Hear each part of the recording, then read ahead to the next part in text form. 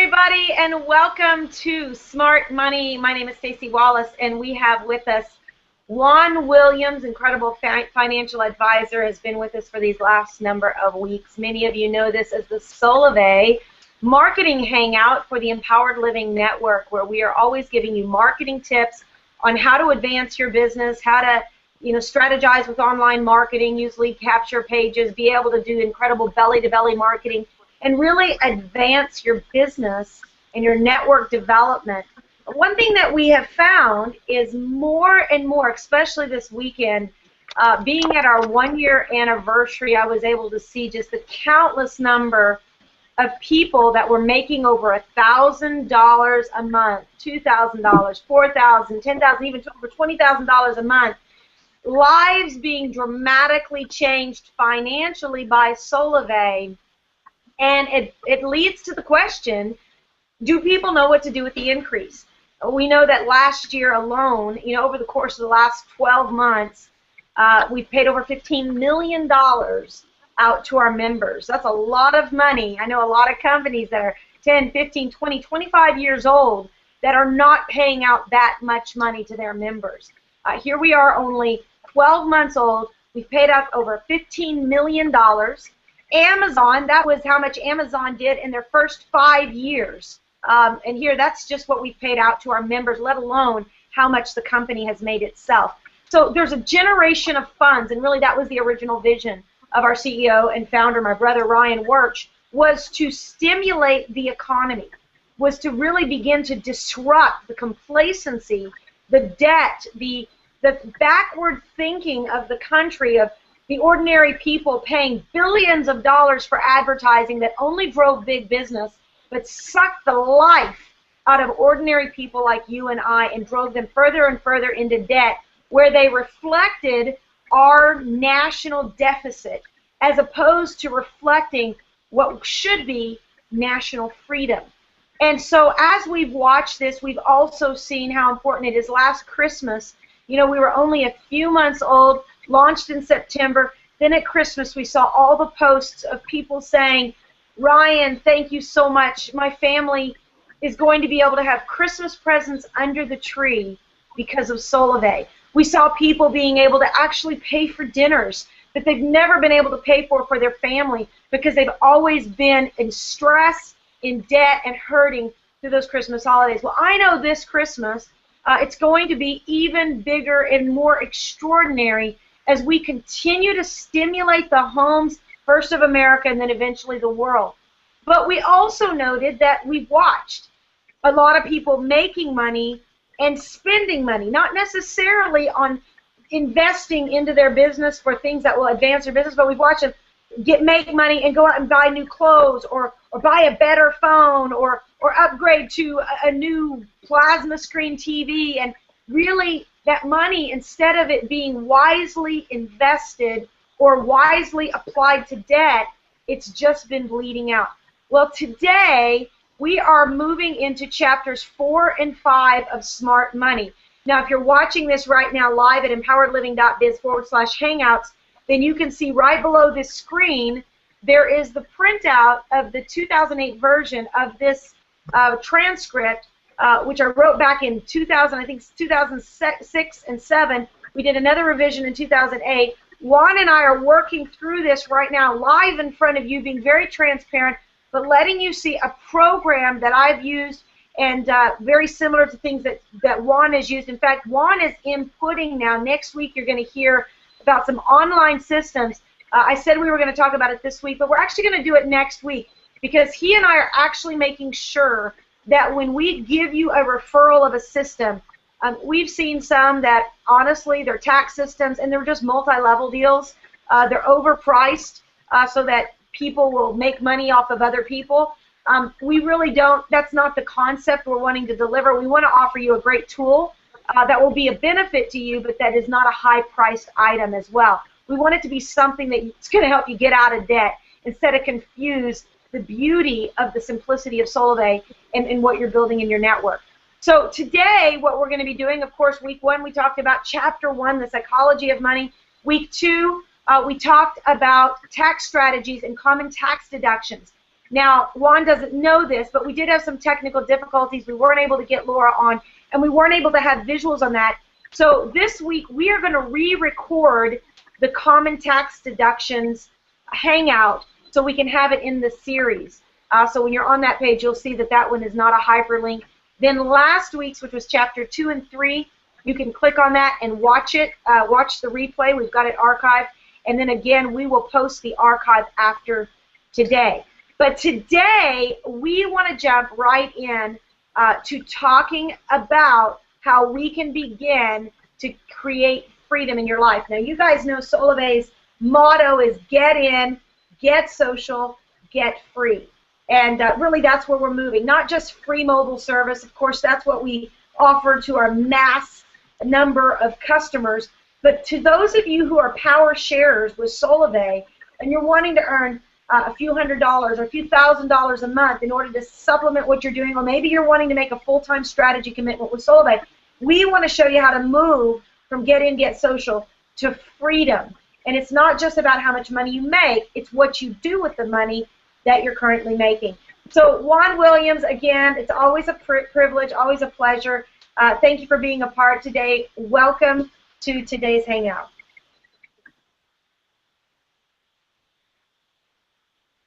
Can you hear me, Juan? I think we yes. I'm having a little problem with the graphics on it. Can you repeat that again for me? I just told you how much I love you. Okay, I love you too. Juan and I were just talking before. I think I can hear you. I can hear you better. I can hear you better now. So you can. Okay. My good. my computer is not. Yes. Well, okay.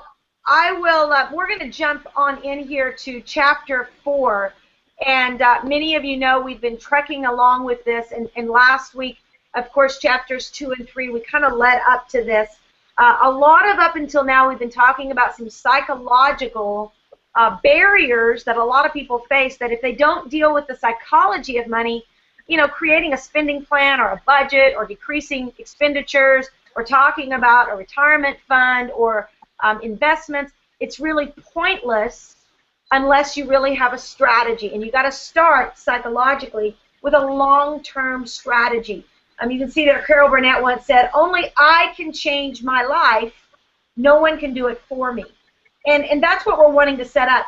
Let me tell you a little story before we get into this. Yesterday, from my son, we went to his tennis lesson yesterday, and he happens to play at a tennis club that has, I think it's 20 U.S. champions. I mean, just an incredible tennis club.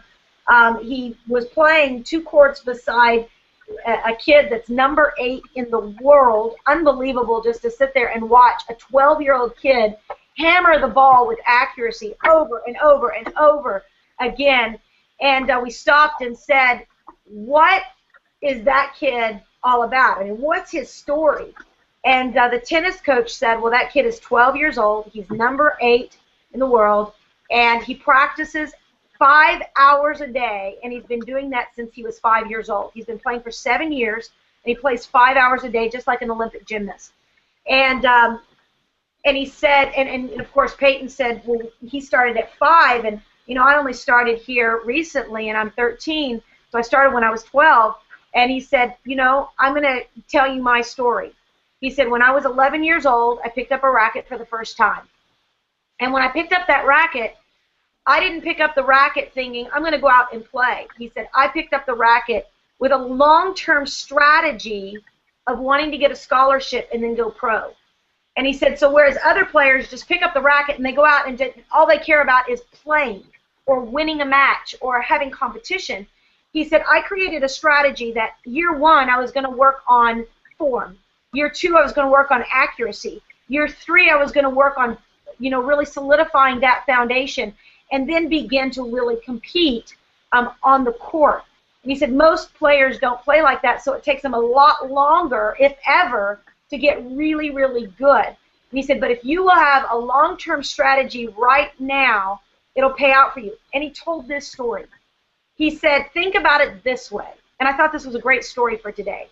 He said a guy comes along, and he's 16, 17 years old, and his uncle gives him a job. I mean, a great job. He gets paid $15 an hour to work at his uncle's bait shop. And it was like a real special bait shop with tools and all that. And so because the kid was smart, smarter than most kids, and had a real good way of working with his hands and doing mechanics, he got hired. And so upon graduation, he didn't go to college. Instead, at graduation, he was just saving money, saving money, saving money.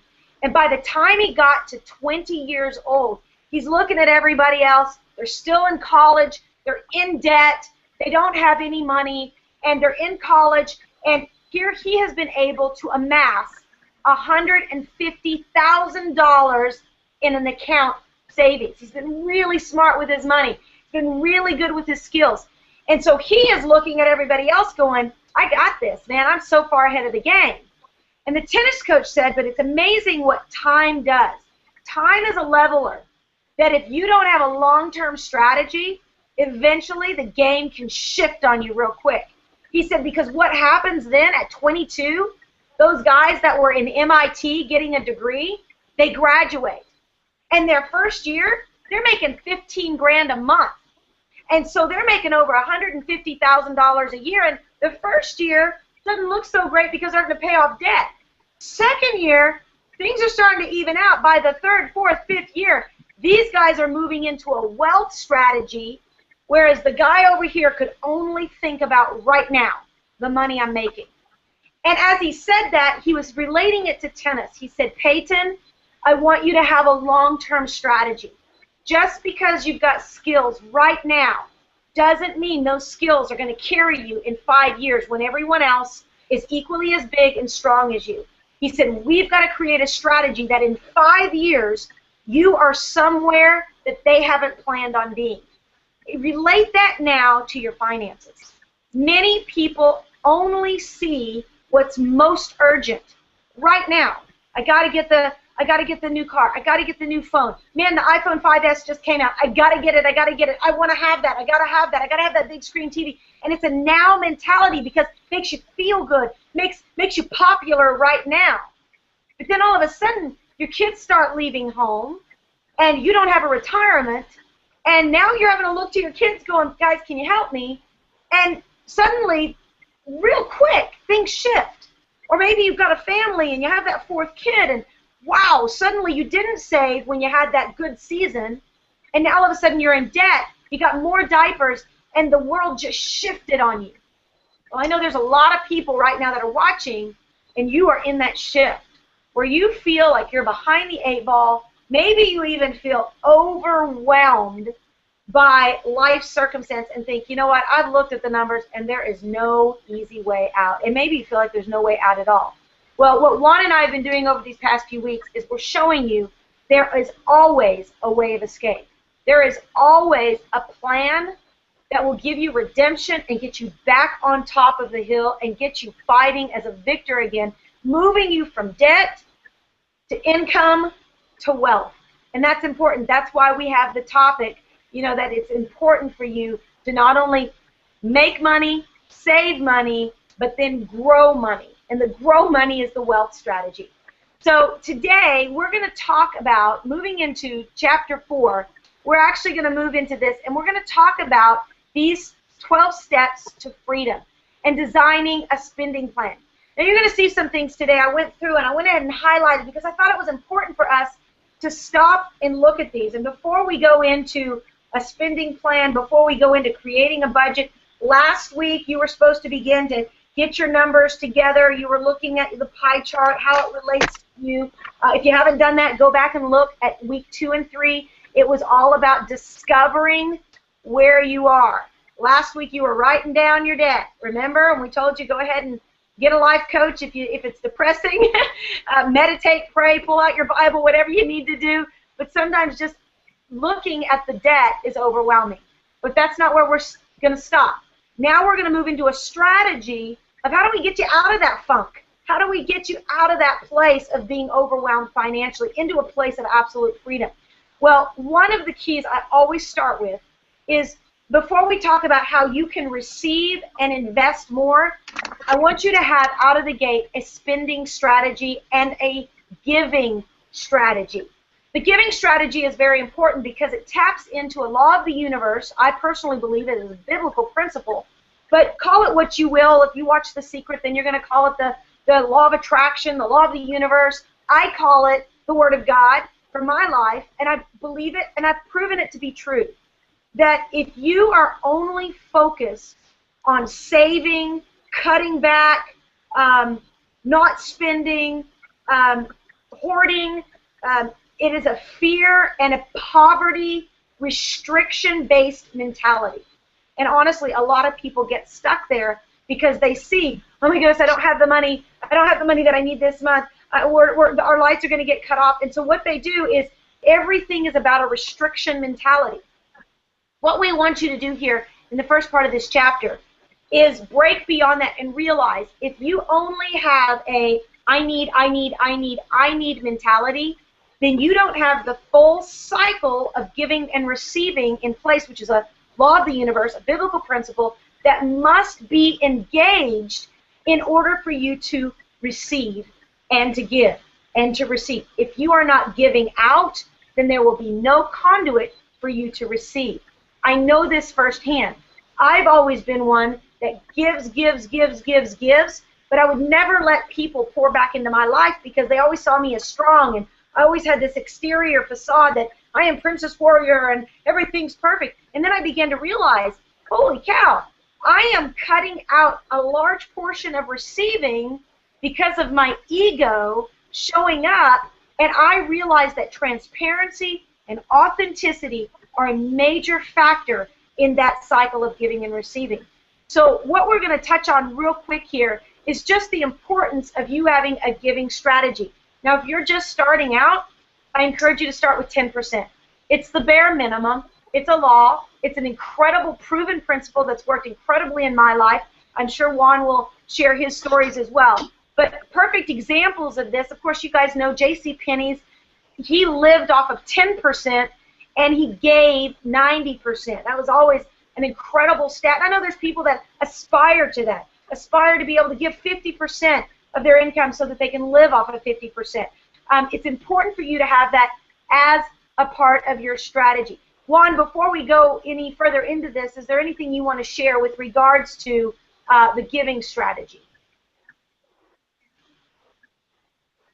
Yes, and thank you, Stacy, for having me on this call today. Again, one of the things I've learned is that most of us will spend just a few years of our lives, maybe 3 years, 5 years, getting into this thing we call debt.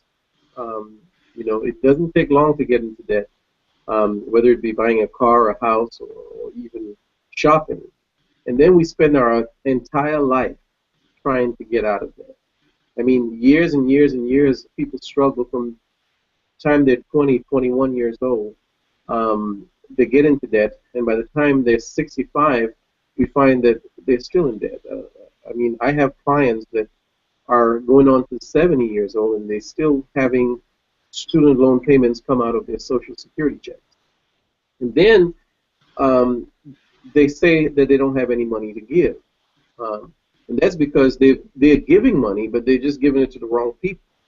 They spend their entire life spending 20 to 30% of their income just paying interest on debt. And then as soon as they fix their credit, they get right back into debt. So all of this emphasis that we place on credit and debt, I think is just something that we need to change our mindset about and focus on how can we produce more income. Because we're not spending enough time in terms of business knowledge and understanding and wisdom so that we can create income and then focus on that, what we're speaking about now, of giving. Because most people saying that they don't have anything to give. Well, you don't have anything to give because the Bible says that we should all get out of debt. We should all be thinking about being the givers, not the lenders, and not the borrowers. And when you know that your life is in trouble, it's because you are a borrower, and the borrower is slave.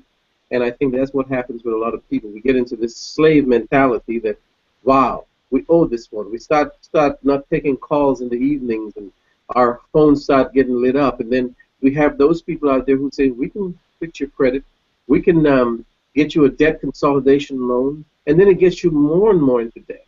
And then you feel overwhelmed. And I think the part about giving is so important because it says, you know, it's more blessed to give than to receive. And I think most people have to accept that. And there are much ways to give, you know. You have family members, you have charitable organizations, you have church, you have gift of not just your time and your labor, but there are so many ways that people can give, and we just don't do it because we are so struggling every day trying to make ends meet.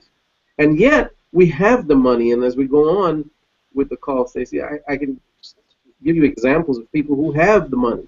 They just don't know that they have it because they failed to plan. They failed to come up with, you know, I had one guy who told me one time, he says, Juan, you want to be wealthy, you have to become a financial manager in your own money.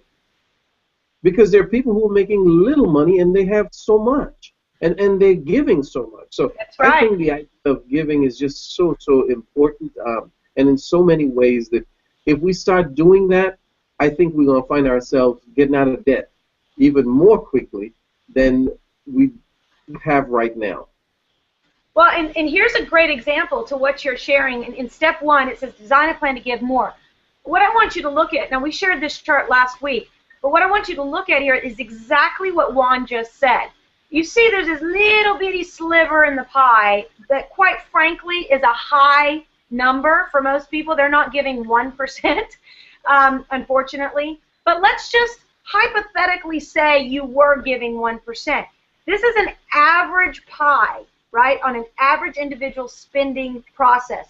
Now look over at the dark blue. 15% is going towards debt, interest, what I call the black hole, right? So the question is not, can I give? The question is, why am I not giving? Well, I'll tell you why. It's what he just said, because you're a slave to a lender. That is why, I mean, even if you do not believe in the Bible, there's some great principles in there. Just from a leadership perspective, it says that it should be your goal to be the lender and not the borrower. Do you realize how much your house on a mortgage of 15 to 30 years is really costing you? Do you realize that that iPhone 5S that you're wanting to get on a 2-year plan, AT&T is being a lender. That phone is actually costing you about $2,400 by the end of that 2-year plan. That's smart money for them. It's dumb money for people like you and me. We got to wake up and realize we want that dark blue part of the pie to go away, and we want to be able to transition it. So let's look at the pie a little better if we look at it according to a smart money plan. This is where we want to redistribute the pie to look a little more like this. Now, obviously, wouldn't it be great that instead of you getting all that money and living expenses and housing and debt and transportation, that 50% is going to investments? You know, look how big the pie of giving could be. Look at your savings. Imagine your living expenses, your eating out, your entertainment, all those other things. Just a small sliver, and it's a joyful sliver because it's lifestyle sliver. Look at your housing. Imagine if we could actually get housing to be so tiny as we pay off a mortgage, or if we work towards a true strategy, your car being paid out, your debt being paid off, your house being paid off. Look at your pie, what it would look like, and the freedom it would give you to make choices in the future. So that is our goal with the Smart Money Plan, and I want you guys to go in there and look at those 2 charts and see what it would do for you if you begin to make those changes. Now, if you look down on here, you'll see I list a number of companies that they give far more than 10%. In fact, I was watching a Tony Robbins mastery session where he was talking about in coaching, if we're not encouraging corporations to give at least 10%, we are not giving them a good wealth strategy. And that's not just corporations, it's also individuals, it's also athletes and professional athletes, if they're just looking at what they can do on the field and they're not looking at how they're going to use that expertise or that skill to give back, that's why you see so many people. It's not just about being socially correct or socially responsible. It's a smart business strategy, because give and it shall be given. If you give sparingly, you're going to reap sparingly. But if you give bountifully with an open heart, if your hands are open instead of always closed at what you can get, if you have an open heart and open hands, then you will see that when you give bountifully, you will also reap bountifully. It's an incredible cycle. So I tell down here a story of a gal that came to us. It was an incredible story because I think it might relate to some of you that are watching. And that's when we come to step 2. And Juan, I want you to share the story in just a minute that you were sharing, that you had the conversation with the gentleman earlier on the same topic. We told the story about bleeding and why it's so important that if you have an open wound, you've got to apply pressure in order for the body to do what it does, in order to coagulate and create the stopping of the blood. The same thing happens if you have an open wound or open areas of bleeding financially. You need to apply pressure. What does that mean? It means you need to suck it up, buttercup, and there might be a little season where it's going to hurt. It's going to hurt like the dickens. You're going to feel like you're in the skinny. You're going to have to squeeze your tail. You're going to have to feel like, oh my goodness, I'm living really lean right now. You might have to give up some movies, give up some eating out, but you're doing it with a long-term strategy that in 3 to 5 years, I'm going to look back. Instead, I'm not going to say, man, I'm so glad I got to see every blockbuster movie there was. You're going to look back and say, I'm glad I did the smart money plan, because now I'm able to pay with cash, live in freedom, and truly have a peace that passes all understanding. You know, they always say there's no piece of cake that tastes as good as skinny feels. And that's a concept. If you really study that, chew on it, it's the same thing. There's no material possession, car, house, outfit, plasma screen TV that feels or enjoys as much as debt freedom feels, a peace that passes all understanding. So not too long ago, we had a gal that came to us from a third world country that moved to the United States. Brilliant, brilliant mind. Was going up for a double master's. And she had been in the United States for a few years. And after being here, and she came from a very brilliant family, extremely smart, book smart person. Unfortunately, when she got here, no one ever taught her about simple things of how to create wealth, how to create good business strategies. And you'll see, I'm going to run down here. Here's the story. Let me see where it's at. It's right there, same thing down in chapter 4.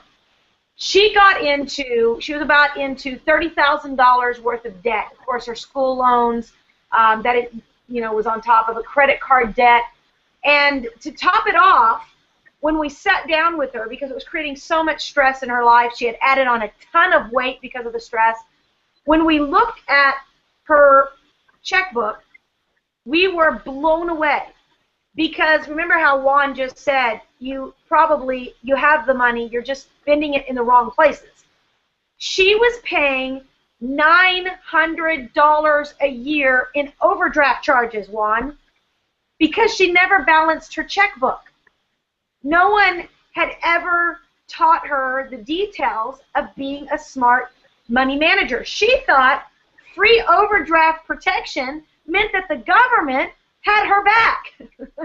Let me just say something. Nothing is free. You're always going to pay every time she dropped below her limit, which was like all the time. She was getting hit with another $35 charge. Again, let me roll back up here. Remember the pie chart up here. That pie chart right there, that debt is costing you. That money that you are not being smart with is costing you, and it's just, imagine that blue line right there. That is a hole, and it's bleeding out your important, hard-worked dollars. So what Juan and I are going to do, and Juan, before we even jump into this list of helping people apply the pressure quickly and put a Band-Aid on their situation. You told me a story this morning before we went live about a gentleman that you just helped have this same aha. Can you tell us that story?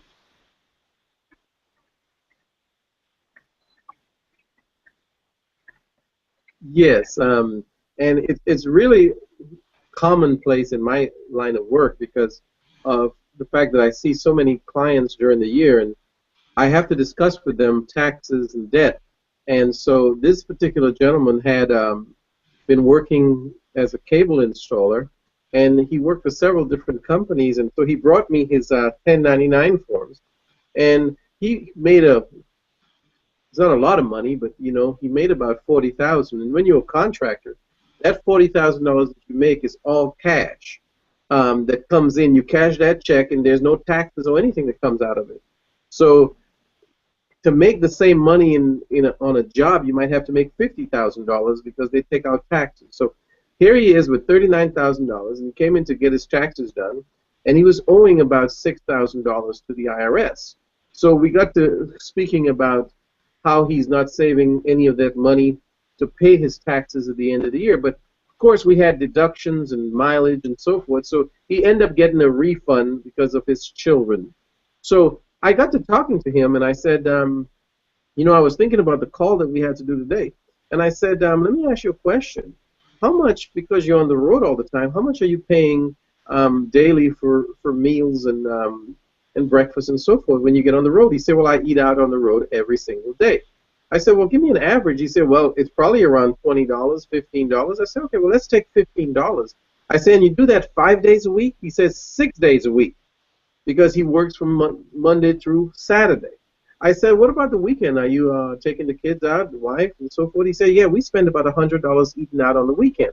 So I took a calculator, and for anyone on the call, you might want to do this also. I took a calculator, and I calculated that spending $15 a day and doing that 5 days a week on average, let's say, and he's doing it 6 days, he's spending $75 a week. And then on the weekend, for entertainment, eating out, and so forth, he's spending another $75. So he's spending $150 a week eating out, okay?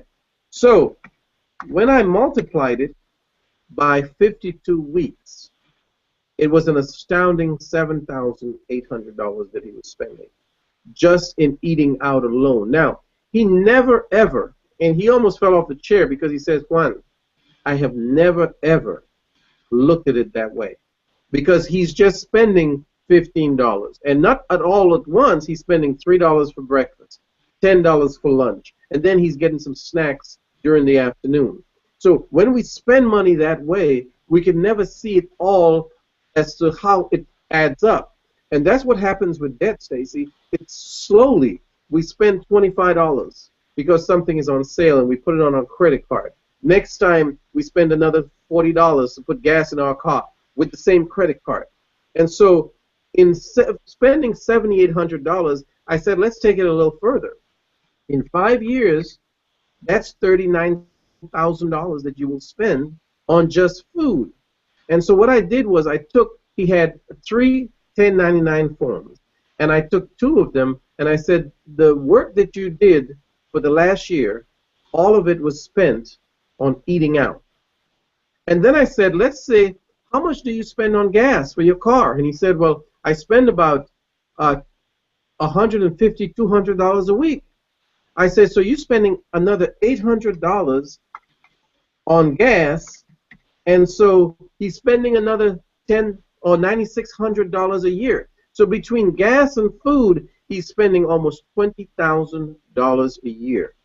And here's the ironic thing about it, is most of us, that's what we're doing, because that's just for himself. I said, what about your wife? Does she eat out? And he says, yes, she does every day. I say, so you double it, and that's why you don't have a house, because you're spending all your money in establishments over the year. So he said, so Juan, what do I do? I said, well, maybe on Fridays you might want to eat out, but if I was you, I would buy some food and keep it in the fridge, and in the morning I'll have a cup of coffee, I'll take a sandwich. I said, because you are giving all your money away and you're not saving anything. And so what people have to understand is all of us have made those mistakes. And we make it because nobody has ever had this conversation with us. And so when we take all the money that we're spending on just food, and folks, I'm not saying that you should stop eating out. I'm saying that you have to, this program is called Smart Money. So we have to be smart with our money. Otherwise, our money, somebody else will be smarter with it. And so we have to say, okay, how much am I spending eating out? How much am I spending on gasoline? What if I didn't have to spend that money? What can I do with it in terms of investments, in terms of putting money into an emergency fund, in terms of giving more and finding more charitable deeds that we can do? And so I think that's why it's important that we start with ourselves and get a calculator, get your checkbook, get your last check statement, and go through the numbers and see how much you spent on food last month, see how much you spend on gas, see how much you spend on entertainment, and ask yourself, what if I didn't have these expenses? How much further along will I be?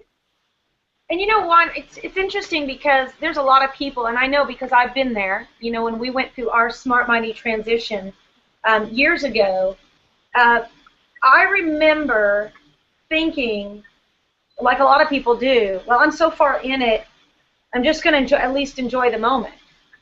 I mean, at least enjoy where I'm at. And there's a psychology behind that that came from years and years and years before me, and even years and years probably before my parents. But then there's the concept of, well, I mean, me giving up a couple of lunches isn't going to make that big of a deal. So you do the math, right, Juan? And when you do the math, you look at it. Now, when we talk about getting skinny, I was just talking to my girlfriend here recently, and she's been struggling with some weight loss. And I said to her, because I know her really well, I know the way her body works, I've been a coach to her in the past, and I said, so be honest with me. I mean, clearly you're cheating. Tell me, where are you cheating? And, you know, no one likes to admit. They're like, oh, no, I'm doing everything right. The plan is right. And finally she looked at me and she said, I cannot stop eating Nutella. Now, on one hand, Nutella can be, you know, there's nothing wrong with a little bit of Nutella on a piece of bread. But if Nutella begins to be an addiction or a place where you're bleeding physically, Nutella has 14 to 22 grams of fat per tablespoon. That will sabotage your plan. And so you can be doing everything else right, but if you have an area that is a black hole, it'll kill you. So it's the same financially. We got to wake up, smell the coffee, and get real. The first step for an alcoholic is, number one, admit you have a problem. You got to admit it. You got to come to that place where you say, I'm an alcoholic and I need help. Step number two is you've got to identify that there's a power bigger than you that's going to help you through this, because chances are you're going to have voices that are going to tell you you're not good enough, you can't do this, you're a failure, look at you, you can't, you know, you thought you were doing good and you have a setback. There's going to be opposition. Number three is going to be very important, that you have a plan. And so what we're going to do now, and I think a lot of you are watching, you're tracking with this. There's other great books out there by Dave Ramsey, Susie Orman, Ron Blue, David Bach. There's so many incredible resources out there that talk about this. Smart Money was simply me taking all those resources as a woman and going, I just need it to be in bite-sized morsels, simple enough for Barbie to get. And I don't admit to being or even claim to being a smart financial advisor. I was just a woman who was making good money and still living totally behind the eight ball, spending more than I was making and experiencing an extreme amount of stress, and I needed a way out. I happened to have a gift from God that was all about creating systems, organizing information, so I put this together, and now here, sitting beside me, I'm even looking on the screen, I've got Juan, who is a brilliant financial advisor, but he came to the table the exact way. He didn't come to the table as an extraordinary CPA that's just been talking to people about how to do their taxes. He came because he was an ordinary guy like you, like me, who finally hit a brick wall and said, whoa, enough is enough. And so when you have that great awakening, when you have that epiphany that jolts you to your eyes are open, the veils are removed, and you go, whoa, whoa, whoa, wait a minute. I'm getting scammed here. I got Visa, MasterCard, AT&T, all these people scamming me, making it look like they're doing me a favor by giving me credit or contracts. But really what they're doing is they're building their empire on my stress, on my family's back.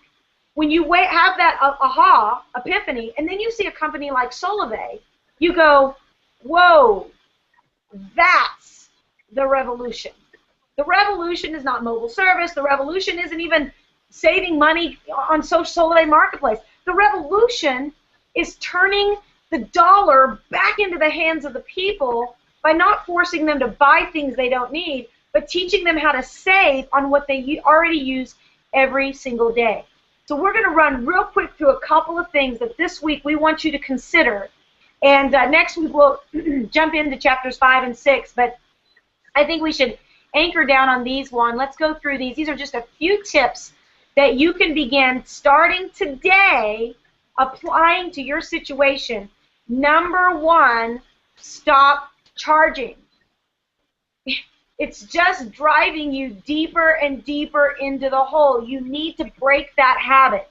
You need to take that credit card that has become convenient, but that is literally sucking the life out of your family. You need to take that card and you need to go put it in a safety deposit box. I know people who have literally, they've gone and gotten a frame and they framed it on the wall, but the only way they can get access to it is to break the frame.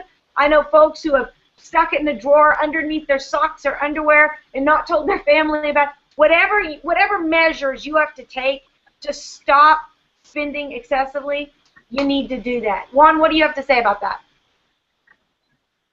I think that's absolutely right. I mean, stop having 10, 15 different modes of payment in your check, in your purse or your wallet. Get using just your debit cards if you have to, and cash. It's so important because credit is like going into a bank every time you want to buy something and saying, can I borrow some money from you? I mean, think about it. Would you like to go to a friend of yours every time you need to go to the store and say, can I borrow $50? I'm going shopping? You wouldn't want to do that to someone, neither would you want someone to do it to you. But the financial institutions have put it in the form of a nice credit card. You know, they call it platinum card, gold card. Some people even go so far as putting the pictures of the cowboys on it and say, well, my card is a cowboy card or a Batman card. So it looks real nice. Every time you pull it out, you give it to someone, and that's asking for a loan. And stop borrowing. Because what we're trying to do is get you to get into the habit of paying cash or waiting, delaying your gratification. So stop charging. Get rid of it. Because you have to pay it off before you can start charging again. Guys, you know, a $50 meal can cost you $300, $400 by the time you finish paying for that meal, because it's one thing on top of another thing on top of another thing. And if this continues going on, you will die broke, literally die broke. And that's why so many people die early, is because of the stress that they have after they finish work, and now they have to do it over again. I call it retire, because now you're tired and you're doing it over again. We have to stop the madness, and we have to get the cycle so that spending money on credit cards should be a no-no. If you can't get it, wait for it. Unless, of course, it's an emergency, and you should have emergency money, and that's what we're trying to get you to. Well, and two, you know, like I know for me personally, I am out of that zone where the addiction of credit cards. I have a credit card that is paid off at the end of every single month. And so that card, for me, I utilize it for business expenditures. It's a form of tracking, but it is paid off every single month. Don't kid yourself. Many of you are like, I've heard those stories, oh, I pay it off at the month, and you pay off 80% of it. And then the next month you pay off 50% of it, or even 10%. If you can't pay it off every month at the end of the month, don't use it. Don't use it. And ladies, can I just say, when you go to Target and they offer you 5% off your $150 purchase if you'll get a card, and then you go to Macy's and then you go to Dillard's and you got cards and cards and cards, let me just tell you, there's a reason why they're doing that. They're trying to suck you into thinking, oh, if I need it, I got to go back to school. Well, I don't have the money, but I got my Macy's card. They want that in your wallet so that you will think, spend it. That's the beautiful thing about Solvay. Oh my gosh, you don't have to have a credit card to get savings. They're getting ready to give you savings on a Purple Pay card without the credit. No credit checks. Guys, we have got to wake up. Look at number 3. Tell your friends about your plan to demolish your debt and ask for their support. Why is this important? It's important because if you continue to live behind smoke and mirrors with your friends, your family, you show up, maybe you don't go to you don't go to the party or you don't go to the movies, and you're not telling people why, you just keep telling them no, and what it's doing, it's making you feel guilty because you keep telling your friends, no, no, no, no, no, I can't, and really in the back of your mind, you know I don't have the money. Well, then there's some of you that you go anyhow, and you put it on a credit card, and you're still not telling your friends, and what you're doing, you're no better than the guy that is an alcoholic that can't tell his friends, listen guys, I'm an alcoholic, and I have a strategic plan over the course of the next 3 years that I am going to be free indeed from this addiction and this disease. But I need your help. And so I want you to know that I'm going alcohol free. And that might mean that I can't go with you to the pub, I can't go with you to the club, I can't go to you to certain restaurants because the sheer enticement of that addiction in my life is too much for me right now. And you know what your friends will do? Many of them, if they're true friends, they'll begin to choose different restaurants. They'll choose different forms of entertainment. They'll bring over a Monopoly game instead of asking you to go watch the latest and greatest blockbuster. Think about it. They've said now that movies at the movie theater could go up to $25 to $50 a ticket. Listen, guys, the world is not working in your favor as it relates to that, except for companies like Solvay. So let your friends know your strategy. Be like the tennis coach back at the beginning of this hangout. Have a strategy and tell them, listen, I have a plan. That way your friends respect you and honor you in the midst of you making quality decisions. And I bet you will influence them. They will. I remember when I went to look for a house, we were moving from Dallas to North Carolina, and we started our strategy. We lived in a 5,500 square foot, absolutely ginormous, gorgeous home. And when we went out to North Carolina, I said to my husband, I want to get a house beneath our means so that we can really apply pressure to our debt. And in doing that, I think that was like 2003, I think it was, in 2003. And we went out there, and I was looking at all these houses, and of course they didn't have the hand-scraped wood floors or the wrought iron staircases. They were very different houses, still gorgeous, beautiful homes. The hardest part was driving around with my real estate agent. Even though I told her, I want to find a house that's worth this much money and no more. Don't tempt me with other houses. What do you think she had on the list every day? Houses that were about $25,000 more than what I asked for, or $50,000. And I would look at her and I'd say, you know what, even if I could negotiate it down, I want to negotiate a house at this price down, not a house above our means down to what we can afford. And finally, after about 2 weeks of this, she stopped her car and she looked at me and she started to cry. She said, I have just got to tell you, I have never met, in all my years of doing real estate, I've never met anyone that is more passionate and resilient than what you're being with me right now. She said, I just have to honor you because most people would want to, I mean, she drove me up to a house that was $75,000. It was gorgeous. And we drove up to the house. I told her, I said, I don't even want to go in and look at it because I'm going to like it. I want you to take me to the houses that are going to help me with my plan. So tell the people around you about your plan. Number 4, make sure your savings and checking accounts aren't charging you fees you don't know about. Juan, take that one.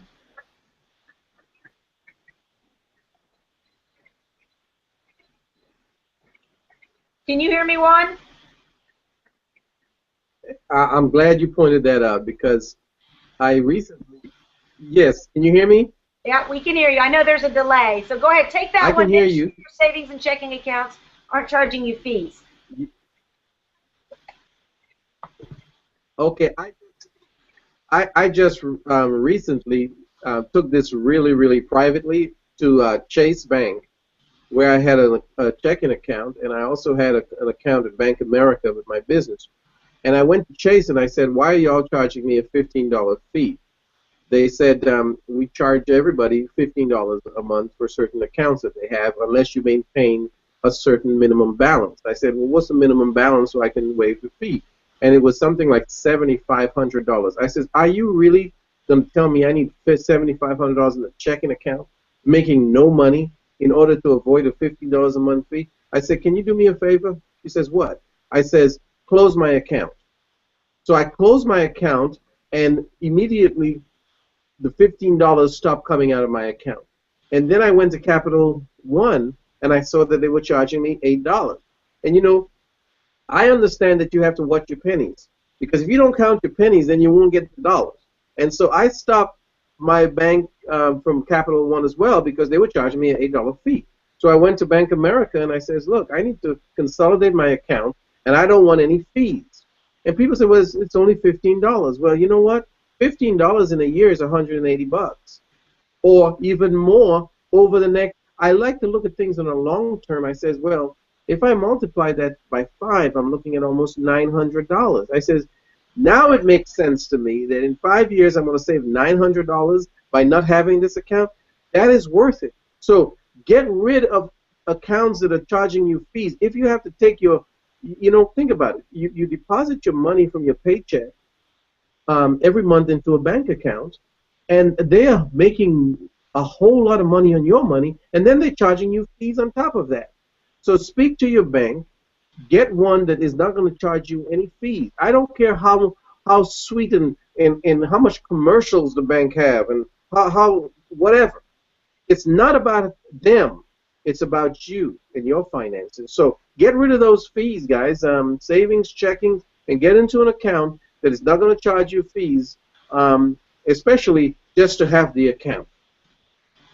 Yeah, and next week what we're going to do, and before we finish this, I just want to let you guys know, next week we're going to close out this series, and we're going to show you some tools that are going to help you with all of this, and that you can obviously take the rest of the transcript here and read it and apply it.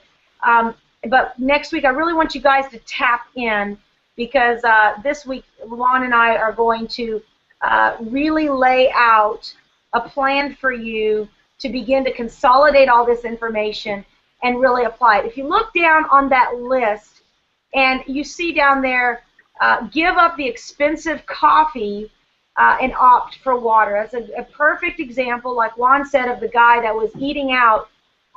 Just know what your money's going to. I mean, really, guys, if it's an addiction of Starbucks and you can't live without it, it's no worse or no better than alcoholic addiction. It's an addiction and it's hurting your family. If you're living in debt and you can't give up something that could help you get out of debt, you have an issue. And you need to come to the table and say, I have an issue and I need help. Make a list of items needed when you go to the store. I don't know how many of you moms, I know I've been guilty of this. If you take your kids to the store with you, you will end up with 15 things you didn't need because they see the colors and they see the sugar and they see the little rabbit that says tricks are for kids, and you end up with a whole bunch of stuff you didn't need. They're impulse purchases. When you go out, make a list of what you need, recognizing, I'm helping myself get better. And these are just little tools, little tips, little tricks to help you do that. Now, I've got a list down here before we close out that I want you to look at, that this is important. These, what is this, 5 questions, it says 6, but these 5 questions that you want to ask yourself when you're making an expenditure, when the money comes out of your wallet, when the credit card or the debit card comes out of your wallet, ask yourself this question for everything right down to a pack of gum. You guys, it adds up. Do I need this? Do I need it now? Is this a habit? Can I live without this expenditure at this moment? And will this help advance my financial plan? The answers to those questions right there can set you free. Because if you can look at it, even this past weekend, I mean, I could have bought a ton of new outfits for this big celebration that we had. And every time I went, just because I still have this stuff in great, you guys know I can afford anything I want. Right now I can afford any car I want. But I have this indelibly ingrained in my head that this is just the way we think, right? Do I really need this? Yeah, I might want it. It's, you know, I could have bought 5 new dresses, 5 new outfits. Do I really need this? Do I need it now? And then I have to think, well, no, not really. And if I want to live as an example, if I had Sally Dett beside me and she's struggling with her family, how would I want to show her how to live even when your pie looks a little different? My pie is extraordinarily different, and I still choose these questions. Is this a habit? Do I have to have this? I mean, I can't even tell you guys. I'll go, and everybody went, let's go to Starbucks, let's go to Starbucks. I have found a coffee that I drink at home. It's called Folgers. I love it.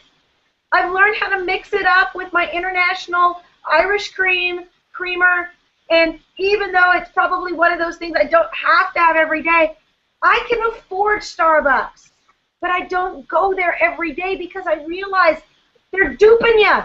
It doesn't cost that much money for a cup of coffee, nor does it cost $1.50 for a cake pop, right? Now, there's times where you might strategically celebrate or whatever, but ask yourselves these, can I live without this expenditure? Will this help? Now, is that a poverty mentality? If you're not giving, if you're not investing, if you're not living that full cycle, then yes, it is. Because you're living restriction, restriction, restriction. But if you're looking at it, if I have this as compared to being able to give $500 to that widow, I got to tell you, strategic living and strategic giving says, I'll give that up so that I can give over here to something that matters most. And maybe that over there is your debt. So, Juan, what do you have before we go? Take us out with your thoughts on this, these types of questions. What would you say is your final tip of the week for these folks to go and begin creating better spending habits? Okay, I've got 2 of them, and they're really, really simple. If you have a habit of spending money and buying stuff on impulse in the stores and so forth, here's what I want you to do. When you buy something, go ahead and buy it. But here's what I want you to do. I want you to take it back to the store. The next day or the next week, don't wear it. Don't keep the label on and put it on. I just want you to take it back. And when you take it back, what you'll find is the item that you spend $100 for, when you take it back, they will give you about $108. Okay?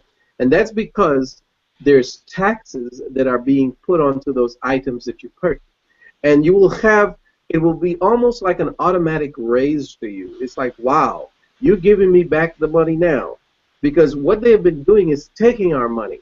So when you take it back, you will get into the habit of buying something. And this happened to me. I would buy something, and when I take it home, I'll look at it, I'll try it on, and I'll say, man, you know what, I've already got about 50 shirts in my closet. Do I really need this one? Wow. And then I'll take 5 or 6 of them back, and they'll give me back $350. I said, wow, I didn't even know I spent an extra $50 on these items. That's one tip. And that way you will see what it is that they're giving back to you. Now, the second thing is, I want you to understand this. When you go into a store or you're looking at something that you want to purchase, I want you to get in the mentality of saying, I want to wait a day to buy. Just wait a day to buy. I want you to stop everything that you're doing, put it back, and say, I'm going to wait a day to buy. If you get that mentality, you'll find yourself going home and saying, you know what, man, I'm glad I didn't purchase that. And everything that's on sale will be on sale again. It doesn't matter that you have to get it now just because you see it on sale. So get into the mentality of managing your personal finances.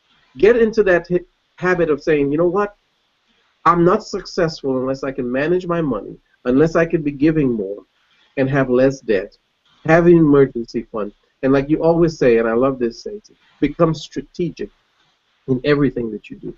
become strategic with your money. That means you're going to take it seriously. And don't let anybody else try to influence you otherwise.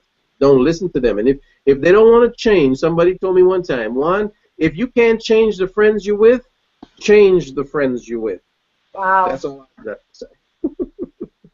Well, that's awesome, Juan. And I just, I thank you guys for being a part of what we're doing here each week. Clearly, we don't have to do these types of trainings, but we are grateful that we're being given a platform to hopefully touch people not only with Solevay, but also in your life, in your homes, in your marriage. We're going to continue on this Thursday. I want you to tap into our Thursday night training. We're going to be talking about a trio blitz that's going to take over the course over the next 90 days where you choose 3 areas of your life that you apply pressure to and that you begin to reinvent. It might be your finances. Starting October 1, game on. Might be your health. Starting October 1, we're all going to do this together. We're going to hold each other accountable. Myself, October 1, I am going to start really focusing in on learning Spanish. And so you guys are going to get to grow with me in that. But find out what you need in your, that's a part of my business development. I'm going to apply focus to my Spanish market, and one of the ways I'm going to do it is by meeting them halfway. I've told a bunch of my Spanish leaders, you guys help me, you guys learn better English, I'm going to learn better Spanish. So my 3 areas are going to be to continue to hunker in my faith, time of meditation, journal entries.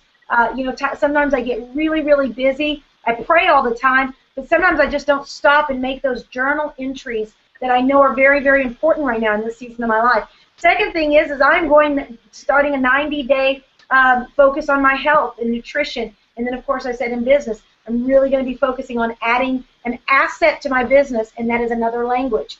So we encourage you, be a part with us. We're going to talk more about this Thursday night. Next week, we're going to unveil a tool that you're all going to be able to use, and we're going to round out this Smart Money message. Of course, you can watch today's online just right here where you're watching it on empoweredliving.biz/hangout.